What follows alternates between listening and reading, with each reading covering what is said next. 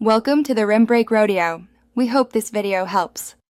In this video, I will show how to make bread sandwich. First, let's gather our simple ingredients. You'll need about 3 cups of all-purpose flour, 1 cup of warm water, 2 teaspoons of active dry yeast, 1 teaspoon of salt, and a pinch of sugar. Having everything ready makes the process smooth and enjoyable. This easy method ensures a delicious loaf every time, perfect for your favorite sandwiches. Now, let's get our hands a little messy.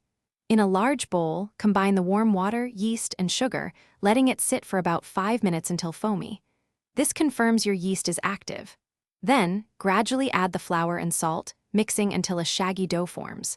Turn it out onto a lightly floured surface and knead for 8 to 10 minutes.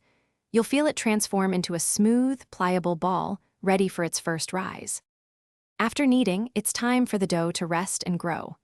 Lightly grease a bowl, place your dough inside, cover it with plastic wrap, and let it rise in a warm spot for about 1 hour or until it has doubled in size.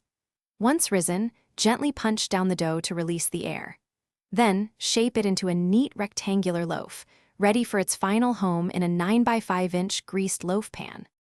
Almost there, cover your loaf pan again and let the dough rise for a second time, about 30 minutes, until it crowns over the pan's edge. While it rises, preheat your oven to 375 degrees Fahrenheit. Bake the bread for 25 to 30 minutes, or until it's beautifully golden brown and sounds hollow when tapped. Let it cool completely on a wire rack before slicing and enjoying your homemade sandwich bread. Thanks for watching. Consider subscribing if we helped you.